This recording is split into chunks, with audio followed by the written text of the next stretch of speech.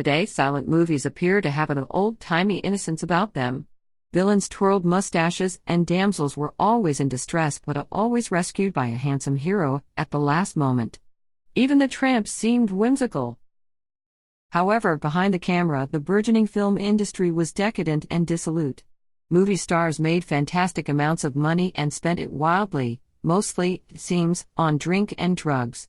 Studios tried hard to keep the scandals out of the press and present a wholesome family image, working their publicity departments at full stretch to not only promote the films but protect their stars. Given the antics many of them got up to, it was a blessing that they couldn't talk. Number 10. William Desmond Taylor. At the height of the silent era, William Desmond Taylor was riding high. A noted film director, he directed 60 films and acted in 27. But on February 1, 1922, he was murdered by an unknown assailant. The scandal that followed almost destroyed the fledgling movie industry. Taylor had been shot in his home. There was no sign of a break-in, and cash was found on his body and in the house, which seemed to rule out a burglary gone wrong. There was a 12-hour delay in reporting the death, and when police arrived, they are said to have found studio bosses frantically burning Taylor's papers. Witnesses said that the movie star Mabel Normand had been with him that evening, and she was immediately suspected. A large number of rumors circulated about the lifestyle of both Taylor and Normand, including drug dealing, sexual perversion, and even Satanism. The rumor mill was fueled by Taylor's mysterious past, not least the fact that his name was not Taylor at all, but William Cunningham Dean Tanner, which is even more of a mouthful. The appearance of the wife and child whom he had deserted in 1908 added fuel to the fire. There was a long list of suspects as well as 300 people who confessed to the murder despite appearing to have never met Taylor. Mabel Normand was among the chief suspects, and her career never really recovered. Some strenuous attempts were made to implicate a former employee of Taylor's, but no one was ever charged. Number 9. Barbara Lamarr. Barbara Lamarr was nicknamed the girl who was too beautiful for Hollywood and, it seemed, too beautiful to live. Her life was always colorful. She was at one time kidnapped by her own sister.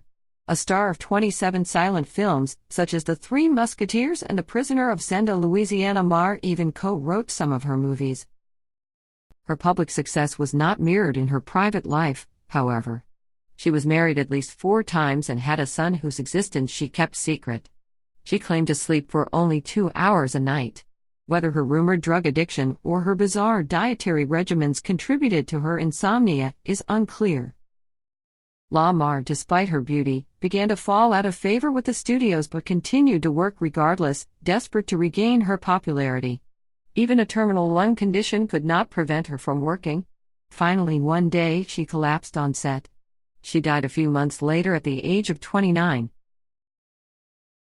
Number 8. Charlie Chaplin. Probably the most famous star of the silent era, Charlie Chaplin is still adored by many today. His tramp character is one of the most enduring in Hollywood history. His success brought him the kind of wealth he could only have dreamed of during his poverty-stricken childhood. He had a mind for business and set up his own studio, increasing both his profits and his artistic freedom. Privately, however, Chaplin's life was much more complicated. He was married several times and was the defendant in a paternity suit. He even bribed a doctor to make false entries on the birth certificate of one of his children. More damningly, he is known to have had numerous relationships with women under the age of consent. Chaplin was denounced as a communist by the House Un-American Activities Committee in 1947, and his star began to dwindle. After a trip to London, his re-entry permit was revoked. Knowing that he would have to explain his political views and private life, Chaplin chose not to return and moved to Switzerland. It was a sad end to an illustrious career. Number 7. Olive Thomas. Olive Thomas began her career as an artist model and then as a dancer. She won her first movie contract in 1916 and soon met and married the actor Jack Pickford. The couple seemed to have a glamorous life, though there were signs that, perhaps due to long work-induced separations, things were not going well. In September 1920, the two went on a second honeymoon to Paris. They are said to have enjoyed a night of high revelry at some of Paris's more notorious night spots. On returning to their suite at the Ritz, Thomas, for reasons unknown, swallowed a bottle of Pickford's medicine. It was mercury bichloride, a toxic medication prescribed to Pickford to treat his syphilis. She is said to have called out, "I have taken poison," but whether or not she meant to poison herself is not clear. Despite attempts to revive her, Olive Thomas died soon after. She was 25 years old. Number 6. Thomas Ince. Thomas Ince was the world's first movie mogul. He created the first movie studio and later went on to form Paramount Pictures. By 1924, he was said to be close to bankruptcy and began to discuss a deal with newspaper tycoon William Randolph Hearst. On November 16, he joined Hearst on his yacht, along with Charlie Chaplin and Hearst's mistress, Marion Davis, whom Hearst suspected was having an affair with Chaplin. On board the yacht, the guests celebrated Ince's 44th birthday. What happened after that is unclear. He was certainly taken off the boat to a hospital, where he died a few days later. The fact that his body was immediately cremated has increased suspicion of foul play. Theories proposed at the time included accidental poisoning, accidental shooting, and deliberate murder. Ince's death certificate records the cause of death as heart failure, but newspaper reports of the time declared that he had been shot. Note that those papers belonged to Hearst, who had little to say on the subject. A secretary aboard the yacht claimed to have seen Ince bleeding, and Hearst was suspected of either the deliberate murder of Thomas Ince or the attempted murder of Charlie Chaplin, leading to the accidental shooting of Ince. There were definite attempts to hush the matter up. Chaplin denied ever having been on the boat, and Ince's wife was sent on an unexpected trip to Europe after a meeting with Hearst.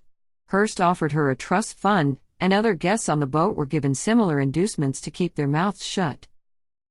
A further twist came when one of the staff members claimed that Ince had raped her while on board the boat. This might have been dismissed as fantasy had she not given birth to a child 9 months later, before dying almost immediately afterward in a car accident near Hearst's home.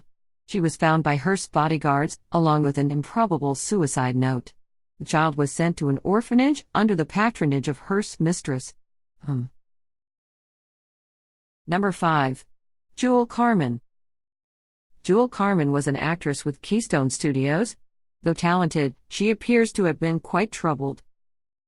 She had a long-running legal dispute with the Fox Film Corporation to try to get out of her contract, even signing to a new studio while still tied to Fox. The legal battle took her off the screen for 3 years, during which her career suffered immeasurably.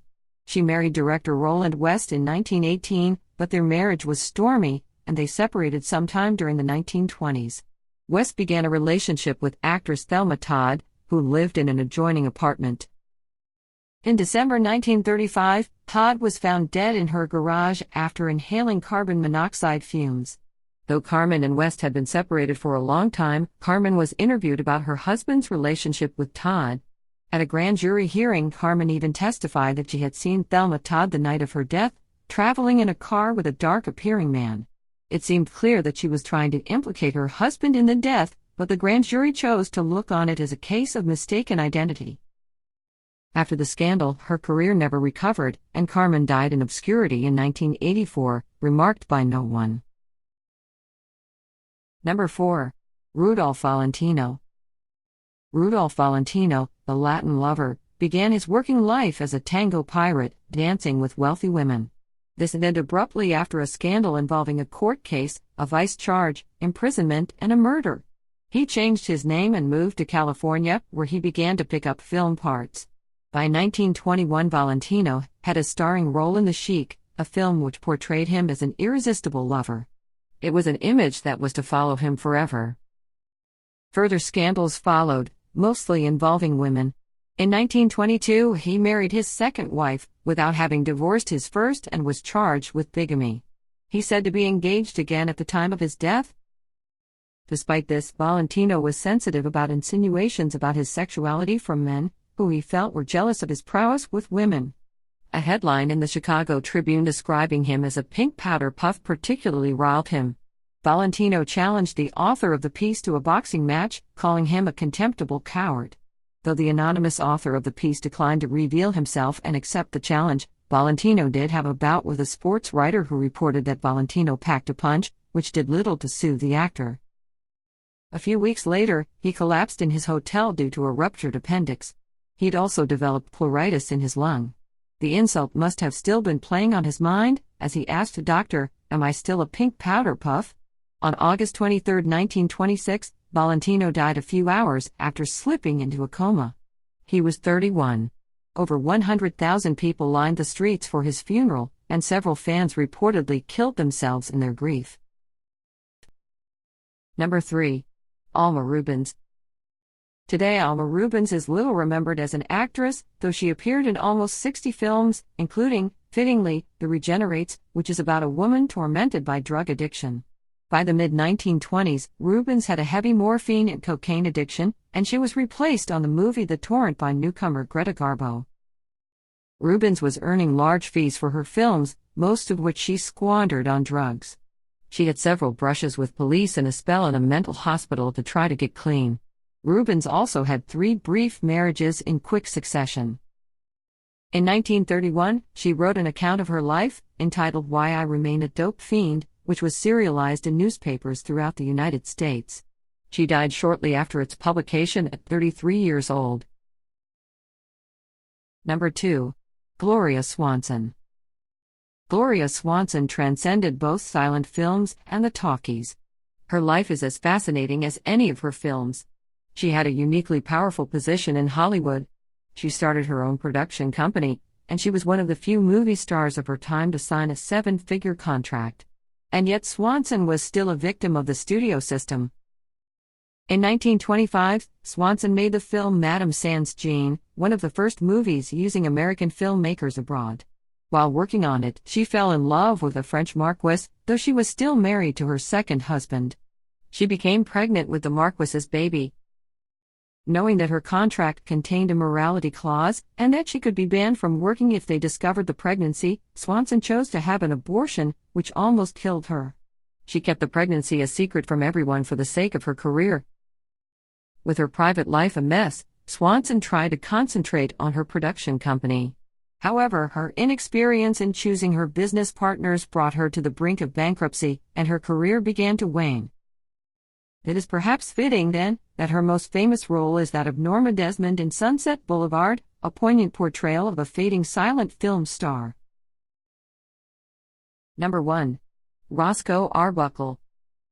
The trial of Roscoe Arbuckle is probably one of the most shameful moments in Hollywood history, not just because of the death of a young woman and the debauchery of the scene where she died, but also because of the way that Arbuckle, commonly known as Fatty Arbuckle, was pilloried by a press which seemed to confuse Roscoe Arbuckle the actor with his character on screen. He was accused of killing Virginia Rapp with external pressure during forced sex. Medical records showed Miss Rapp died of peritonitis, but the implication made by the prosecution was that Arbuckle ruptured her internal organs by lying on top of her because he was so fat. Rapp was portrayed in the press as an innocent starlet, despite the fact that she was known to have had a heavy drinking habit, which made her prone to strange outbursts, such as tearing her clothes off at parties, something she had done more than once. She'd recently had an illegal abortion, which had not gone well and may have contributed to the peritonitis and ruptured bladder she subsequently suffered. Roscoe had to endure 3 trials before he was finally acquitted. He was portrayed in the press as bestial, with depraved appetites, and his weight was seen as evidence of his greedy nature. At each trial, lurid descriptions of the lavish parties he held turned public opinion against him. Though he was finally proved innocent, the revelations during the trial were too much, and Roscoe's career as a movie star was over.